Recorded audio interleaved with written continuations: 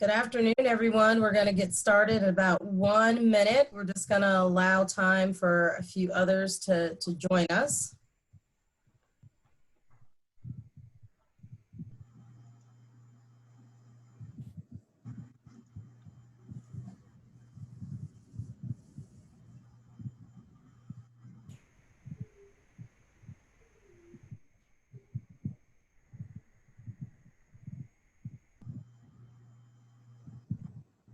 We should have like some music in the background or something.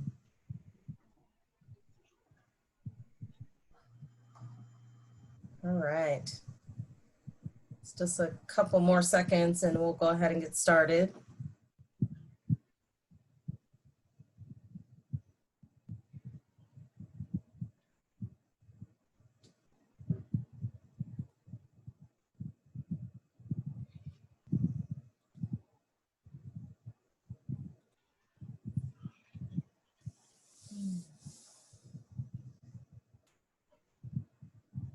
All right, well, I just want to start out by welcoming everyone to NCSL's COVID-19 and Child Welfare series of virtual meetings. Today's program is the fourth in a 5-part series of interactive virtual meetings lasting through August. And we launched this series back in June, on June 10th, and have archives of the June 10th, 24th, and the July 15th presentation on our website if you're interested in hearing those or seeing those. And for those of you that are new, I am Donna Wilson. I'm a program director at NCSL's Children and Family Program, and I will be your host for today. And we are also joined with my colleague, Nina William Mbang, who is a senior fellow with NCSL's Children and Families Program. And I mentioned in the previous 3 sessions that children and family of color experience disparate outcomes when navigating through the child welfare system, and the pandemic and subsequent economic downturn and our national race relations crisis have further to shed light on these disparities. And so we just ask you to keep that and these families in mind throughout today's discussion. I've also highlighted previously that we have posted on our NCSL's website 60 statements from legislators that address issues of racism. And they also offer guidance and insight into what legislative leaders are thinking on how they are reflecting on issues that many policymakers believe need to be addressed. And these will be included in our resources that we'll send out after the end of the session. I want to just give a short shout out to and thanks to Casey Family Programs and Annie E. Casey Foundation for their support on this project. And I want to tell you a little bit about what you can expect today, what our agenda is and the objectives. So we have 4 presentations today and they are very dynamic. You're not going to want to miss them. We have 1 audience poll and 1 panel discussion. And we'll end with a wrap up, which will include a 2-minute online evaluation. So we want to hear from you all. We hope that you will please fill that out at the end.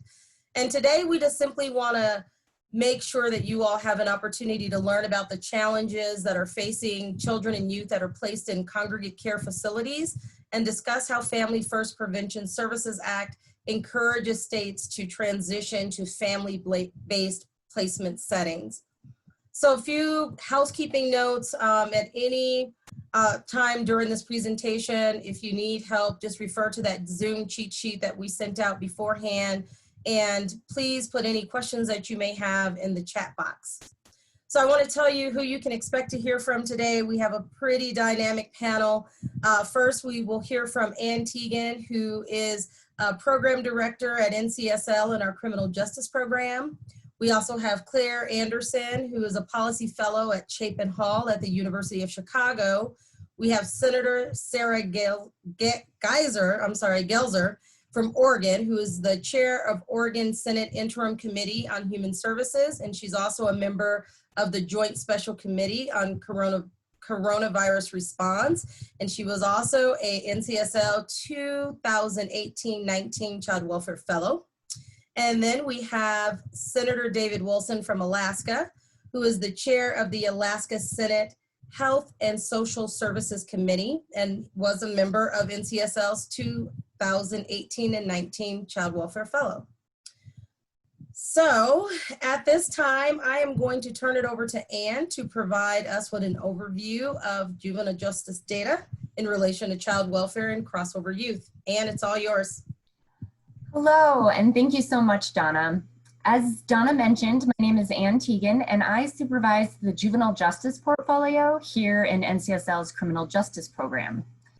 And there is such a prevalence of crossover between children in the child welfare system and children in the juvenile justice system that they even have their own term for it. It's either crossover or dually involved youth.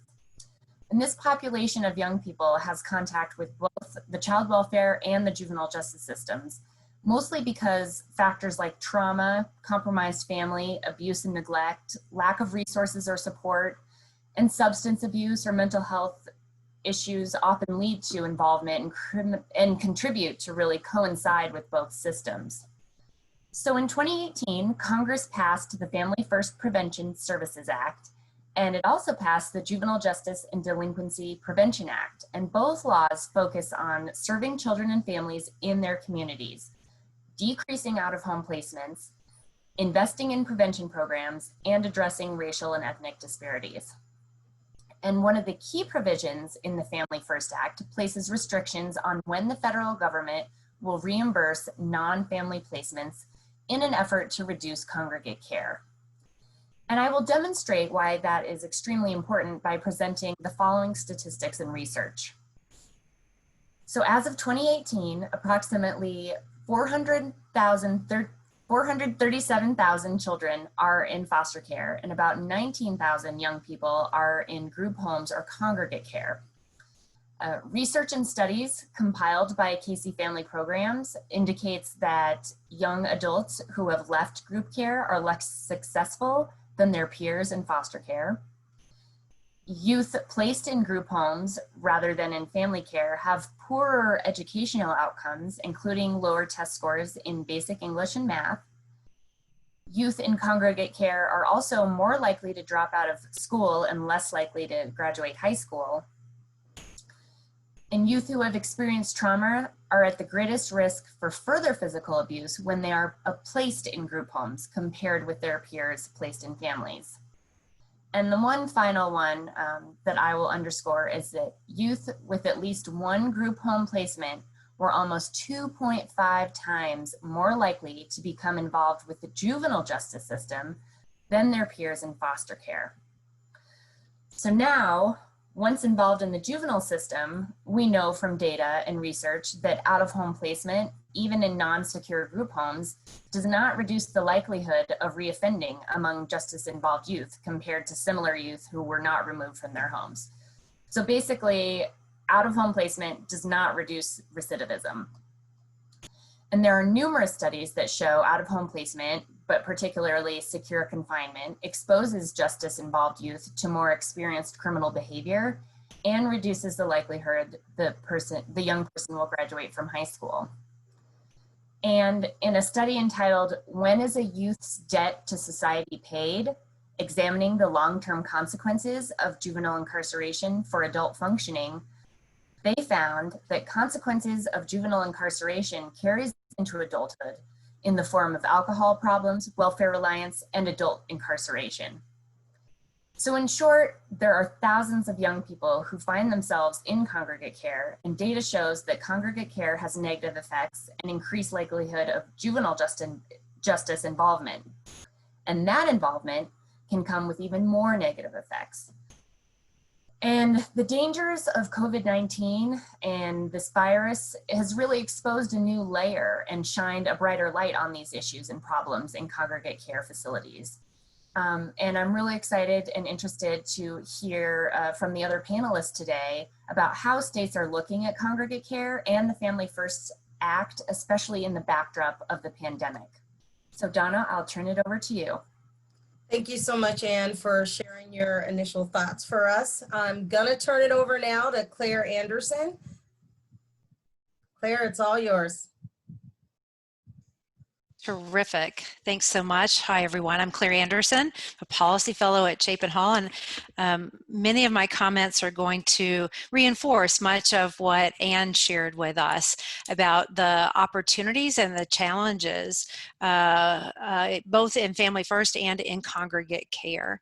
Family First really is about family first, putting families first as the core policy thrust. It does reduce the federal fiscal participation in congregate settings after 2 weeks for children who are newly placed in congregate care beginning October 1 of 2021, or the date on which a state begins implementing the prevention provisions of Family First. It does also provide a new placement setting option, the Qualified Residential Treatment Program, sometimes referred to as QRTP, for children and youth with elevated needs, with the understanding that we need a comprehensive continuum of placements to meet the needs of kids and families, but with an overarching policy thrust of further reducing the use of congregate care through a number of levers that Family First makes available. First is prevention efforts so that children aren't entering foster care, as many kids are placed in congregate settings upon entry into foster care, and preferencing family-based placements and kinship care. So I'm going to show you a little bit about the dynamics of the placement array since 2001 through 2017. I want to point out a few things because as we begin to think about the reductions in congregate care, the question often arises, well, what do we provide in the stead of congregate care? First, I want you to note that that both institutional care and group care are on the decline before Family First even is initiated. And so Family First furthers, provides additional policy and fiscal disincentives to further drive reductions in congregate care. I also want you to note the one place where we see an increase in the placement array is with kinship placement, relative homes. And as Donna indicated at the outset, as we have a deeper understanding of the race inequality and social justice needs of children who come to the attention of child welfare, the increase in kinship placement is a welcome addition to the dynamics in the placement array, insofar as children of color are able to remain in their families of origin, their family ecosystem, and in their own communities, which ensures that their bonds to family is maintained and their connection to culture is maintained. So while we think about reduction of congregate care, and as your constituents come to you either out of concern that their programming is being decreased, or that they or that organizations that have operated for numerous years don't exactly know what to do in the new context, there are absolute new opportunities for them in terms of supporting kinship placements, therapeutic foster home, and rethinking their business models around prevention. We do see that states have varying success in reducing congregate care and are making reductions at different speeds. This is an analysis that we did of the Foster Care Data Archive, that is a data holding at Chapin Hall. It's about 20 states, where we see between 2009 and 2015 the states that are in the foster care data archive are making reductions in congregate care anywhere from 10% to a reduction of 80%.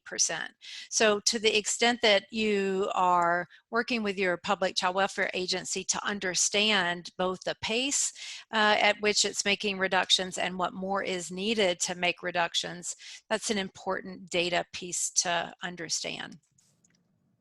We often hear the argument or the statement that children who are in congregate care have different needs, that they are the poor outcomes that Amy described in her that Anne described in her presentation are a result of some problems that are present prior to entering foster care, and that those children are qualitatively different. And what you see on this slide is an analysis that Chapin Hall did of the National Survey of Child and Adolescent Wellbeing. And children in therapeutic foster care and children in group or residential care, you'll see that their clinical behavior profile of internalizing and externalizing behaviors as identified on the child behavior checklist are quite similar.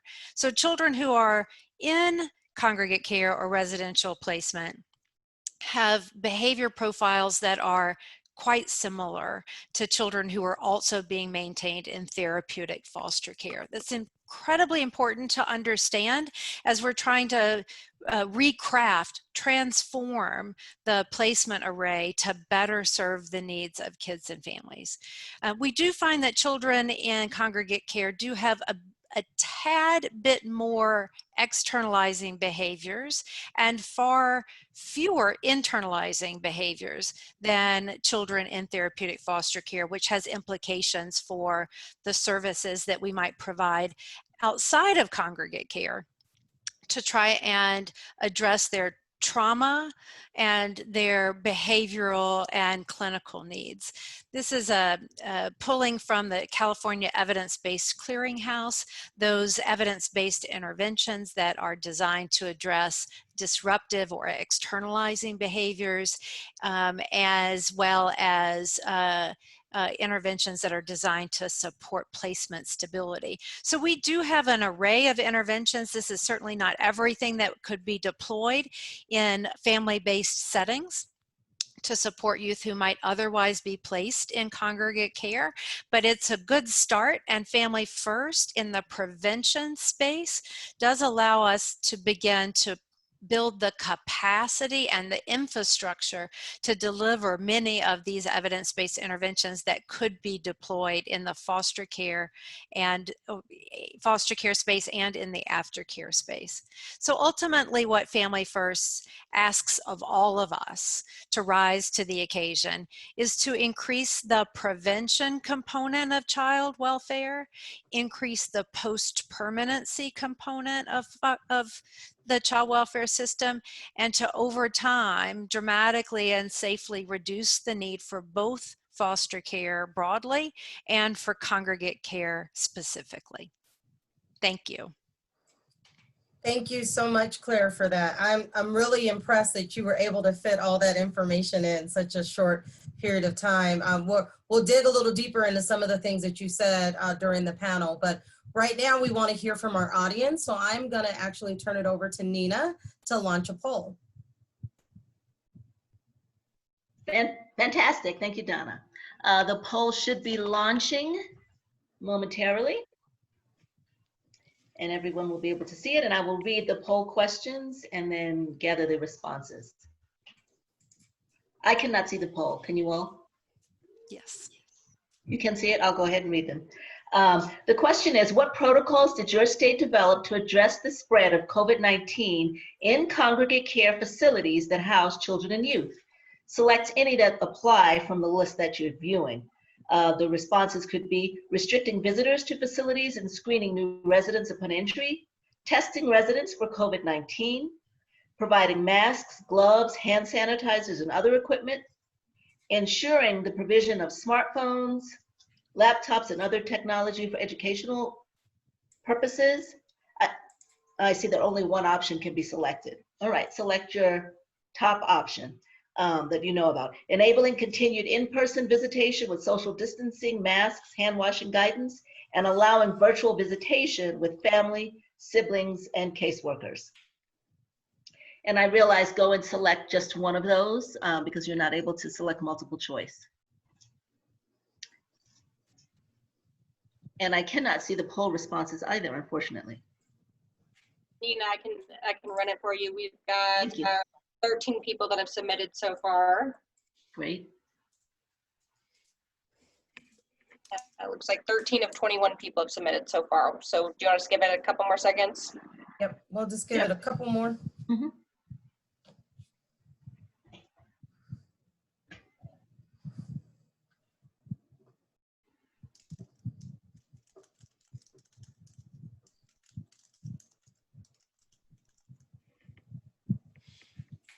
Okay, it doesn't look like any more are coming in.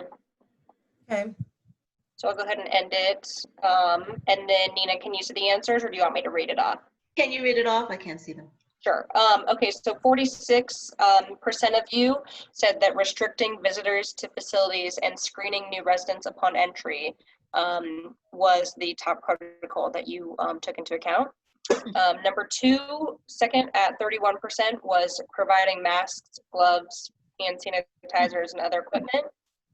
Next up at 15%, allowing virtual visitation.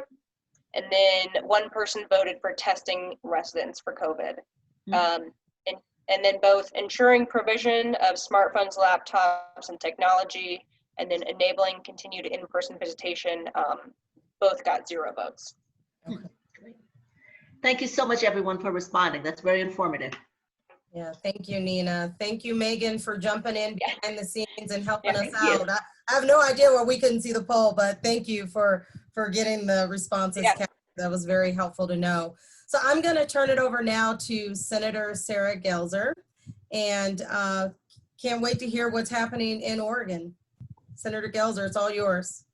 Thank you so much for including me today, and it's just been such a pleasure to get to work with NCSL and all of the resources that you provide to us across the country every year. In Oregon, we have really been focused on the issue of congregate care even before Family First. So the advent of Family First was very exciting because it created really the hook and the carrot to make some of the transformative changes that many of us believed that we needed to make in our system. At the end of the day, kids are kids and they need to be with families. When we grow children up, when we support them in congregate care facilities beyond the time that they need those specific facilities for treatment, we're pretty much just preparing them for institutional life later. And when we look at the disproportionality of the representation of the kids that are there, we see that these are Black, Indigenous, and children of color. We know that for many of these kids, we are preparing them to move from our foster care system into prison. And frequently, we are commingling these populations where we are taking kids in the foster care system and actually putting them in programs that are designed to respond to delinquency issues. That is not to say that what's happening in these programs for kids that are in the juvenile justice system is okay either. We need a lot of work there because at the end of the day, kids are kids. But what we're talking about is child welfare. We were making great progress on this. We were supposed to make our transformation on July 1st of this year. And I was very excited with this idea that any kid that woke up this fall in a congregate care facility would know that she or he was there because there was an individualized assessment that said that she needed those services by an unbiased person and that the court was reviewing that. Unfortunately, we are needing to delay that until December 1st because COVID made it impossible for the regulators to come and do the visits. COVID also created, really exacerbated a problem that I hope that states can pay attention to, which is the ability to provide appropriate oversight to what is happening inside these facilities. With the advent of COVID, it is much more difficult for our licensors, for our abuse investigators to go inside and do appropriate and in-depth investigations. It also becomes very difficult to move kids unless you're required to, because nobody will take them unless they can get a test. I wanted to tell you a little bit about I forgot to start my timer, so someone needs to give me a sign when I'm close to I the end of got the it. time. I Thank got you. So I'd like to share my screen and talk a little bit about what happened when COVID and lack of oversight hit in Michigan earlier this year. So I'm kind of hitting share my screen, and some of these photos are somewhat disturbing. But there was a young man named Cornelius Frederick. He was a youth in the foster care system. His mother died when he was 10, and he was at Lakeside Academy, along with children from 22 other states. Some of them were there for juvenile justice reasons. Many of them were there for child welfare reasons, like Cornelius. This program is run by Sequel Youth and Family Services, which today is serving about 2,000 of our kids in congregate care. And I recently found out they are also doing proctor care and foster care, which is something that should concern all of us. At the end of April, you can see that Cornelius was sitting in the lunchroom. He was kind of goofing around, and you see his hand there on the sandwich. A few moments after this, he throws the sandwich, like many 16-year-olds have done many times. The consequence for that was that some men came along, they pushed him. You can see Cornelius is not taking any negative action, but the adults are coming and they push him from the lunchroom table to the ground. Other kids then move the tables to make room for the restraint. As you can see, there are many people in the lunchroom. This is several minutes into the restraint, but people continue eating lunch. The restraint lasted for over 10 minutes. Cornelius was crushed to under 3,000 pounds of weight from 7 adults. When they released the restraint, you can see what that looked like up close. And remember, he threw a sandwich. He threw a piece of bread. When they released him, he was lifeless. And this is pretty much the depiction of what happened in that room for 12 minutes before anyone called 911 or attempted CPR. Staff and students continued to cycle around him, eating their lunch, clearing their trays. Nobody was alarmed, which is incredibly alarming. This tells us something very serious about the culture at Sequel Youth and Family Services, which is probably not a whole lot different than the culture for a lot of us. And NBC News ran this piece, I think it ran last night, but the digital piece is online today, that there were many warning signs before this happened. It's hard to move kids. It's hard to find placements, but this facility had multiple bad restraints, as do places elsewhere. And that is because when a program is not designed to provide treatment, a congregate care facility is really more about control than it is about support.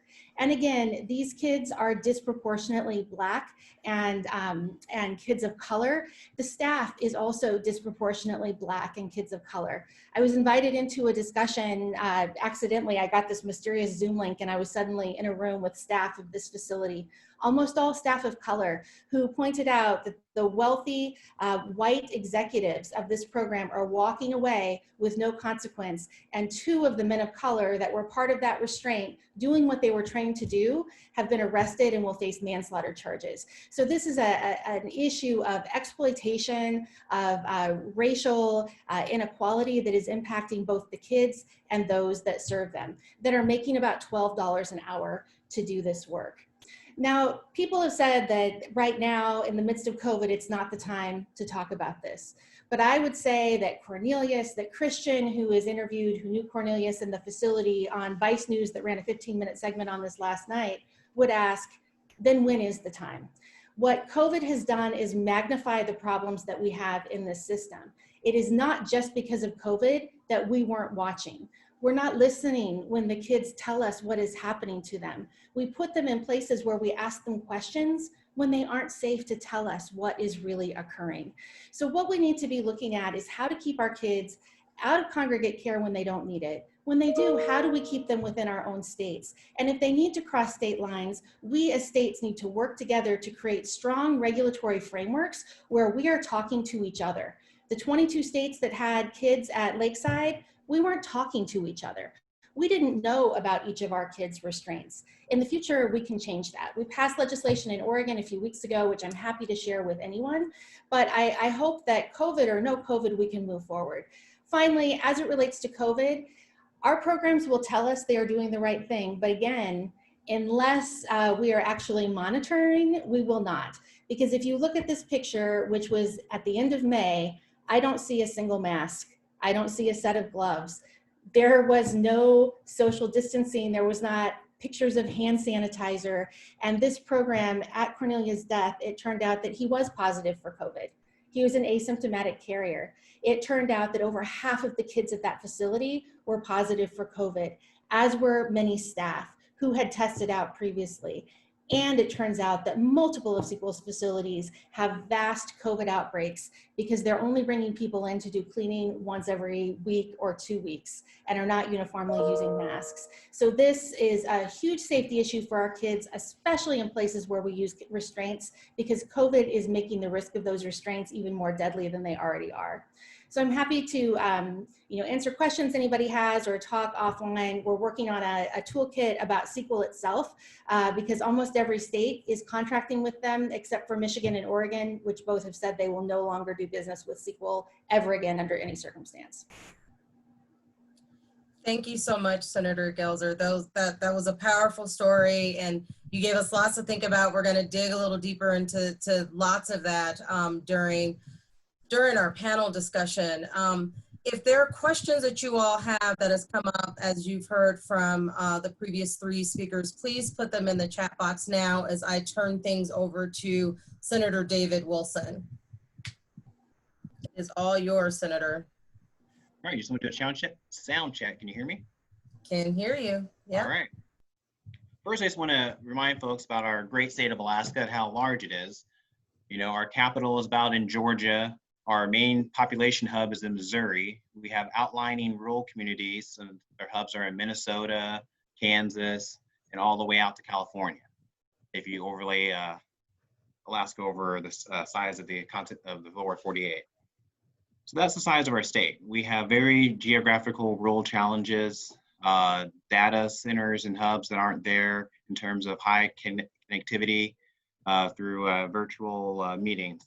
And so with that, just an overview of sort of where we're at with our COVID situation as well. We have about almost 2,800 cases. I tell people our state's been social distancing since 1959 when we became a state. And we have about 1,800 active cases right now out of the total cases we had. We've been fortunate and we've only had 22 deaths. They're still unfortunate to have deaths in our state, but 836 have been recovered. So our state sort of hit a shutdown period in March, about the end of March. So there was no visits in terms of our Office of Children's Services. All our congregate care settings inside the state stopped accepting new folks, and out of state was basically shut down as well. We only have about 100 or so kids out of that are actually placed in congregate care, and about 70 to 120 on the high notes. It fluctuates throughout the year. And as of now, we have about 2,070 kids in foster care in our state. So when we shut down with the we've seen a change in terms of report of harms and case. So the cases went down in April 30%. In May, our cases dropped by 55%. And in June, our cases dropped by 28%. On the positive note of that, we had low turnover of our staff workers until about June when we reopened is when we saw a mass exodus of some of our case workers. But the numbers have gone down most likely, as many states have seen, is just because the children have less contact with those mandated reporters. So we also have a lot of third-party vendors that do sort of visitations and custody hearings. And those have also shut down throughout this time of COVID. We've been fortunate that in our foster care settings, only 2 kids, so only 2 families have tested positive for COVID thus far. And out of state, only 2 have been tested positive for the kids that are in out-of-state placement as of today. We saw a lot of opportunity with our time of with the changes with the Title IV funds that have come through with Family First, in terms of allowing those funds to be used for more family contact within our kids in foster care or the kids that are in congregate care, which have been more beneficial. So there's nothing can replace that face-to-face contact visit with family, but families have shown a more positive reaction to having more of that FaceTime, more of the phone calls, and they've actually had increased contact through the virtual settings and through distance communications than they would have face-to-face. And so that's been the positive that we've seen as an outcome of this. And so our State Department of Office of Children's Services, that's where they're using the money to invest in more. They're using that money to invest more into getting the HIPAA compliant software, because as of now, those regulations have been laxed. You don't have to have as tight connections and have follow through the security that we would normally have to do through our medical settings and through sort of our substance abuse and other issues. And so they're making sure that when this crisis ends, there's still the system set up to continue that type of virtual communications with families. And they're also spending the data and the money to get this out, the data in a lot of our rural community settings. We've also used a lot of our, and some of the federal funds still have a lot of restrictions on what we can do and how we can use those funds. And so we've been using a lot of our state funds and to do our COVID relief, like testing. Testing is still a huge concern for caseworkers. A lot of caseworkers are still doing the virtual family contact visits, but sometimes those emergency situations, you still need to lay eyes and hands and interview children and families. And that's been a lot in terms of PPE equipment that have been purchased to help keep staff safe, and the testing cost for that as well has been also a tremendous cost, and trying to make sure how we do this safely is a huge concern. As like I said, as of June, when we started resuming services, that's when we started seeing a lot of our turnover in our staff, is just because of their concern about continuing being essential personnel during this time.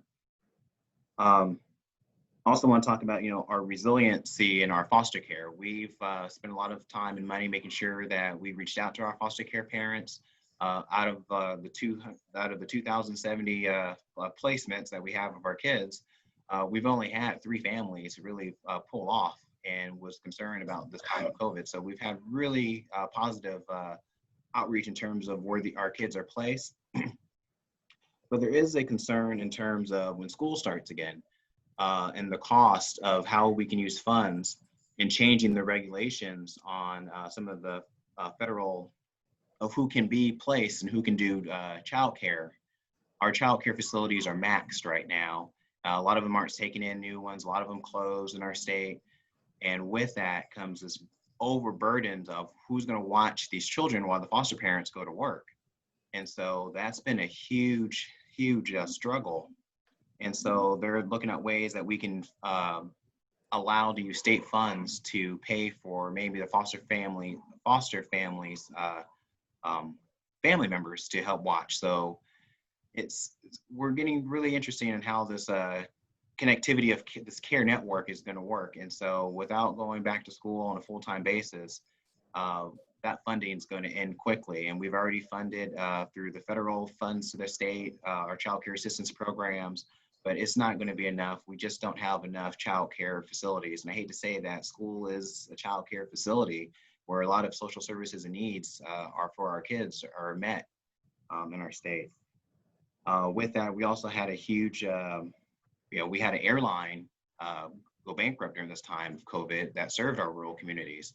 And so it's been difficult to have caseworkers. Now we have to charter planes to go out to do child welfare checks. And you can only imagine the cost of chartering a plane to go 800 miles to go pick up a child, or have a child to come in for a welfare check. It's been really challenging in that term. So the federal funds are wonderful, but sometimes the rules and regulations on how we can use them just don't work for the way our state geographically is set up. Let me make sure, I think that's about all my time I have. There's so much more.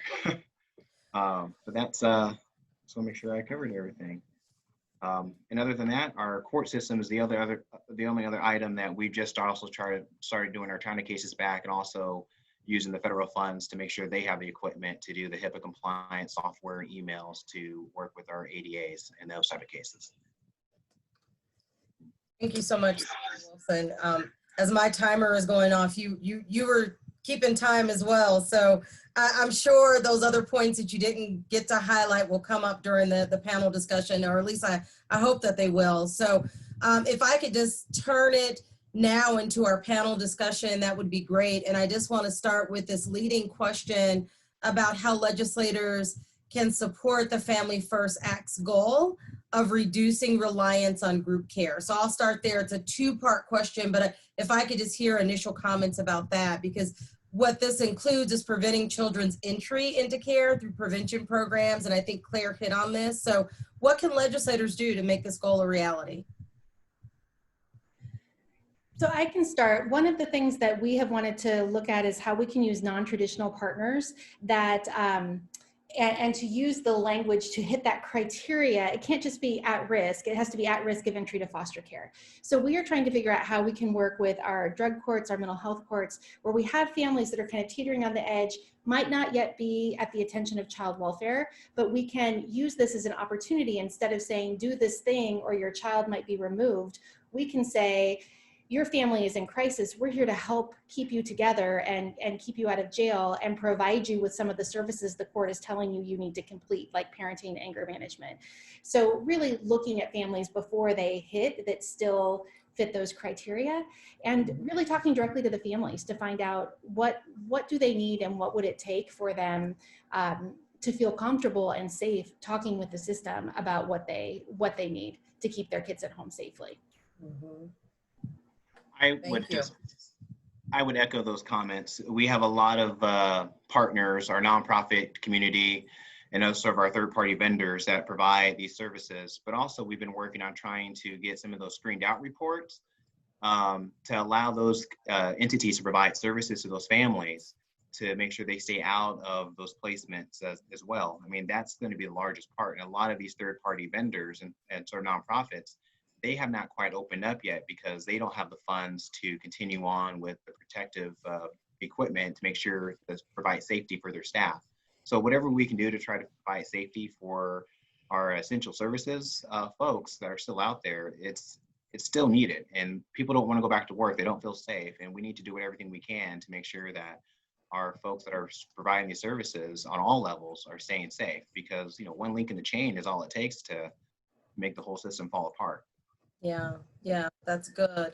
Claire or Ann, do you all have anything? Sure. Yeah, I wanted to pick up on a couple of threads here as it relates to prevention specifically, and rethinking the front end of our system so that we, as a strategy, are reducing congregate care usage once kids enter foster care. And Senator Wilson indicated that there had been a drop-off in the number of reports to the Child Welfare Agency, and we're seeing that across the country. We thought that was an interesting empirical question, and so we went and looked at the historical reporting trends and found that teachers are the second highest reporting source to child welfare, but between 85 and 89% of the cases that they report, the children or concerns that they report to the hotline, are not substantiated. And so we have built a tremendous infrastructure in child welfare to accept reports when those could be diverted to community-based services, so that families are getting what they need when they need it, rather than pushing those families to a system that truly is designed to respond to abuse of children and egregious neglect, not that kids don't have coats for school. And so to the extent that we think about the transformation holistically, I believe we have to begin thinking through how we create infrastructure within communities to address the needs that kids and families have, that we provide alternate options for the education system to address the concerns that they have, and to get far more sophisticated about being able to identify the children and families who truly are at risk and require the level of intensity that the public child welfare agency provides to ensure that children are safe. Mhm. Yeah, those are really good nuggets, Claire. Thank you for highlighting those. I want to go back to something that Ann talked about in the beginning, which is that the Family First Act recognizes many young people are involved in both systems, child welfare and juvenile justice. And I'm just curious to hear how your state agencies, or how state agencies in general, are including juvenile justice stakeholders in their Family First prevention plans. Because, yeah, I'll just stop there. I'll let you answer and I won't keep talking. So we created a big Family First work group, and one of the first people that we invited to the table was our juvenile justice system. We also brought in the courts because the courts understanding how this works and what their role is incredibly important. Part of what we talked about as well was the system that surrounds that QRTP process that kids move through. So shelter care, homeless and runaway shelters, these other places where kids might stop for a period of time. And where we landed was that everything is interconnected. If we increase the rates for child welfare-based QRTPs and don't increase the rates for our juvenile justice residential providers, juvenile justice is going to have a very difficult time finding those providers. At the same time, the converse is, if we raise the standards in the child welfare side about access to 24-hour nursing, accreditation, child welfare might have difficulty getting people because they might decide, I want to skip all these regulations and just go to juvenile justice. So we really worked on creating a system where the door swings so that anybody in the juvenile justice system should be able to come into any child welfare placement, any child welfare resource at any time, any treatment resource at any time. We put some limits on how people can be together in some of these non-QRTP sites, and we also use this opportunity to prohibit the use of placement of kids in like refurbished detention facilities or detention facilities as child welfare placements. But we could not do that without the involvement of our juvenile justice system, who also have raised, our juvenile justice system has asked us, as we are looking at our placements, especially nonprofit versus for-profit and issues of capacity, our juvenile justice stakeholders, including the agency, have asked us to look at whether or not we have sufficient protection to keep states and counties from placing kids in for-profit out-of-state juvenile detention facilities, which should be part of this overall discussion about where do kids live and how do we serve them. Yeah, that's good. That's good. Yeah. So this past year, we've made a new deputy director position for the commissioner's office for our Department of Health and Human Services, is where our juvenile justice lies. And his role is to take over sort of the Office of Children's Services and the Department of Juvenile Justice, so that they have a single person to contact. Before that commissioner, his time was spent probably 90% of the time on Medicaid related issues. And those two departments were sort of on the back burner. And so now they're working more congregantly together. We've actually we closed one juvenile justice facility just because of that community setting, and the community was able to provide more of a wraparound services of care for that community. And so they're looking at closing another one. That one's a little bit more controversial. It's a 12-bed facility in the Kenai. But the community is stepping up and saying that we can handle this through some of our community services and only need to really, I don't want to say lock up our juveniles in Anchorage or the Mats in our other area in the Matsu Borough, but our detention centers are becoming less utilized and less populated. And so providing those child welfare services more intensely and providing those wraparound services of care has been one of the things that we've been looking at. With the decrease of our cases, our intake workers have now been able to help on the backlog with some of our welfare checks. And as of August, we won't have a backlog. And we're looking at a sort of a Utah's team monitoring system for intake calls and for other systems too. And that will also go into GJJ as well, that we can provide those that more of a care coordination wraparound services within the community-based focus. Thank you for that. Ann or Claire, did you all have anything else you wanted to add before I move on to our final question for? Well, I just wanted to say that, you know, it's really interesting, both Alaska and Oregon, how you guys are handling it. And I want to just underscore the fact that there was always an issue with crossover youth or dual status youth. And there was always, you know, what do we do? But I have seen so much action recently, and I think a lot of it has to do with Family First and the JJDPA that passed at the federal level, but also just hearing what the senator and the representative both mentioned is just, it's positive, because I've heard a lot about what we can't do and how we can't keep, you know, it's a revolving door and what we can't do. And so I like hearing that there's some solutions here. And I think the solutions are good. And I kind of want to leave on that note.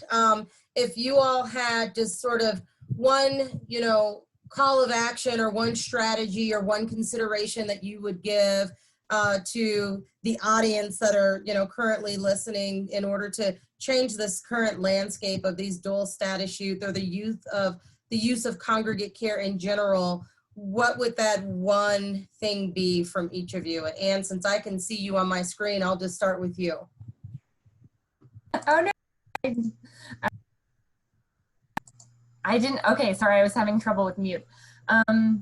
Gosh, I think that involving the justice system in all communications is really key, especially with everything going on with COVID-19. But there's actually a lot of models out there with doing and communicating with the different agencies. And I have seen states that are starting to look at those models and really starting to look at solutions. And so I think I would encourage people to reach out and ask about what other states are doing, because there's a lot of differences, but a lot of innovation too.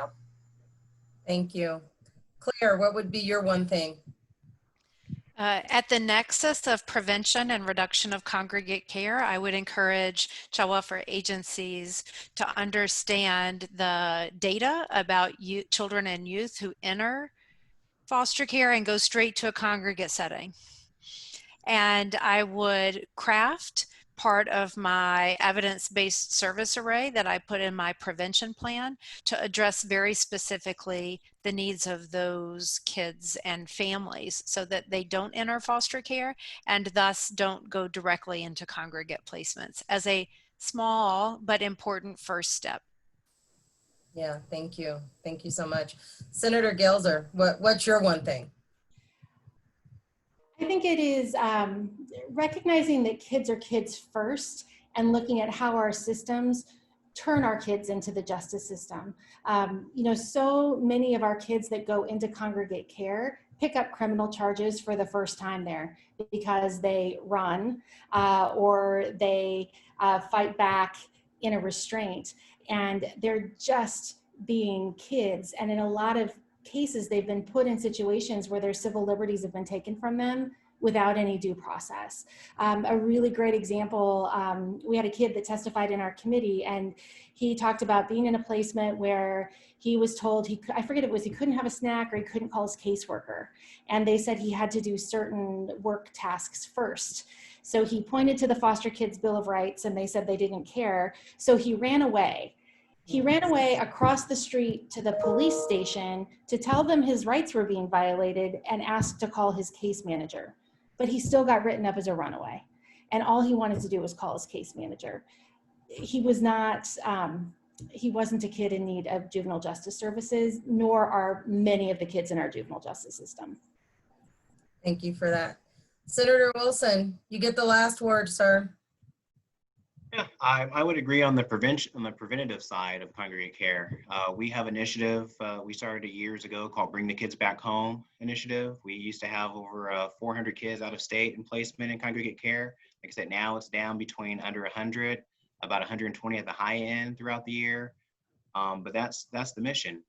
I would urge legislators to come up with ways that we can do a private-public partnership with stakeholders. I mean, these kids belong to the communities, and we ask the communities, what can we do as a state to help you care for your kids in your community?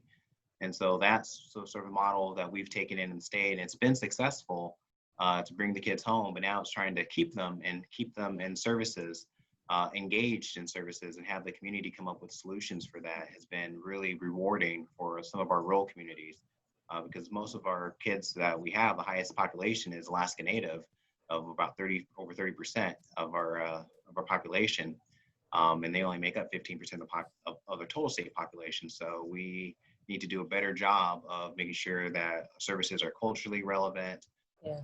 and keeping things sort of all sort of the kumbaya, rainbow, puppies and rainbows feel. But on a serious note, we just need to make sure that we're doing a better job on the preventative end, making sure that we have services and we have folks that are out there doing the good work that they're doing and taking care of these first responders to our kids in crisis, from the teachers to the social workers to the foster parents. We need to make sure that we're doing all we can to provide the resources that they feel supported, so they can also support our youth.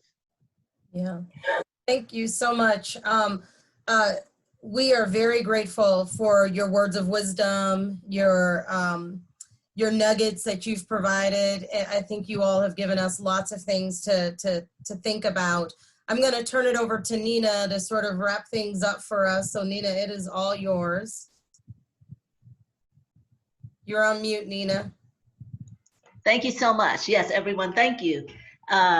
Here I'll point to the resources that are available for everyone on our website.